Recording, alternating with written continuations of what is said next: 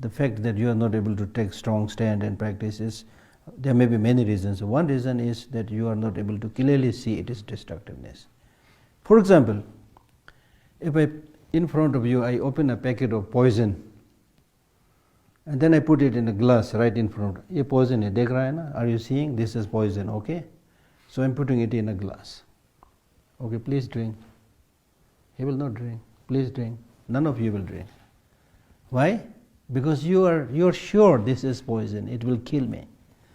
Whereas with anger, jealousy, we don't have that conviction. It will not kill me. This will go. You see. That's the problem. So you really need to see. For example, take anger as an example and see how destructive it is. Not as it is explained in the text, but in real life situation. The amount of killing that we are doing today in the world, probably at this very moment, in war zone countries and also in other peaceful countries, killings are happening. So all because of anger or other negative emotions. So you need to see this very clearly. Then you should also see how destructive it is for your health. Everybody wants good health. Good health will not come only by stretching, exercise, jogging. Some years back I was invited to an army camp, Tibetan army camp in Dehradun, that area. So they were like smartly dressed young Tibetans, with army uniform, hundreds of them there. Stupid me standing there, supposed to be giving a talk. But then, before the talk, I asked some of the leaders, what is the state of ethics, behavior of these young people? Then I heard that many of them take drugs. फिर मुझे मौका मिल गया. Then I got the opportunity to speak. Then I said, अंदर से sir रहा है, बाहर से खींचने से कुछ नहीं होने वाला. Human beings are as stupid as that. You see, inside it's rotting, because you take drugs and, you get intoxicated and excessive drinking, things like that. And then outside rock climbing, the stupidity is so obvious. And in our ordinary civil life also it is happening. Why?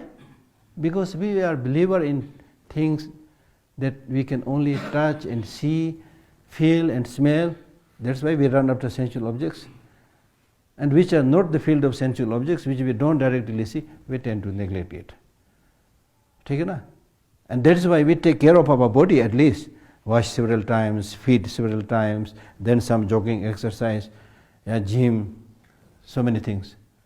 When was the last time you gave a good food to the mind? Because the mind is the most important thing. But because it is an unseen force, we don't know how to take care of it. Even in the cases we get some glimpses of it, we don't take care of it. We don't know how to take care of it. That's the problem. So that's why I tell people much of the problem that you see today in the world is a clear sign of starvation of the mind. शादियों से खाना नहीं खिलाया उसको. So therefore you need to have a precise knowledge of how harmful, not just to other people, to yourself, not in future lives. Okay, in Buddhism we talk about many future lives, that's different. In this very life. You don't need to follow just the Buddhist teaching. Read some of the scientific findings, how good or bad anger is. Abhi likha hai bahut. Even in terms of money. I was reading a book published in America where they said because of anger, billions of dollars are lost in a year because of anger. Meaning killing each other, road rash, accident, billions I'm saying. So a country which engages in strong, negative emotions cannot flourish, cannot succeed. In our own country, India, like many, there's not exception, other countries also, when people engage in corruption, kamar tod ke rakh dete. All this is all because of negative emotion, right? So you need to see that more precisely, how bad it is for you. And then even after knowing that you want to do it, then it's almost like committing suicide. जानबूझकर छलांग मारना तीसरी मंजिल से, The need to have a harmonious development of, I call it head and heart. The Buddha uses the word compassion and wisdom. And to make it easy to understand, I call it combination of head and heart, dil or dimag ka santulan. Because even if you have wisdom, meaning even if you have a lot of knowledge, including academic knowledge and expertise and so forth, but if you don't have that compassionate heart, the sense of responsibility towards people in general, and especially people who are suffering, then the education, knowledge you have, it's really, really unsure where it will take.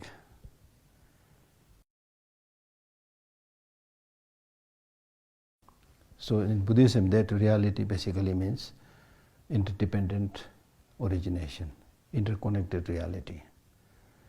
And once you understand that interconnected reality, you will be able to very clearly see how closely you are connected with other people, with the environment, with other animals, with the whole cosmology. And it is interesting to see that even this English word individual comes with the meaning that you are just an indivisible part of the whole. We even forget that meaning, you see, that simple meaning. So normally when we are a little bit well off because of education, because of some expertise, we forget that we are part of the bigger whole. And we think just about ourselves and forget the rest. And then we suffer, you see. If the bigger part is suffering, you will naturally suffer. And those of us, so-called leaders, what are we doing? We are making powerful, destructive nuclear weapons to kill us many times over. How stupid, right? So that is wisdom uncontrolled by sense of responsibility. And that actually we can't call it wisdom, a superficial knowledge. If you have that wisdom, wisdom comes not just through knowledge but experience, right? So these two are the crux of the matter, right? Now, when we talk about developing that wisdom, understanding reality, this is so important because we all want happiness. And happiness also not for 1 day or 2 days, but for a long, long time to come. And I have asked this question to many people, asking, you want happiness? Everybody says, yes, sir. Then I ask a second question, saying, for how many days? They smile, just like you are smiling. So by smiling, they are saying, when it comes to happiness, we want happiness as long, as durable as possible, the best one. And that wish to have long-lasting happiness is not something we learn from any particular religion. It's also not something that is taught to you by parents or relatives. You are born like that. And in Buddhism, we say this is good news.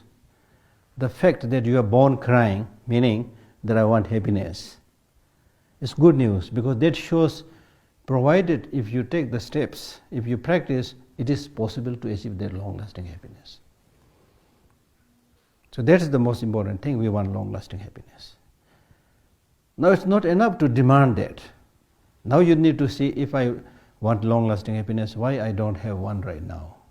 Or what is it that is obscuring that long-lasting happiness? Then we say the destructive negative emotions are obscuring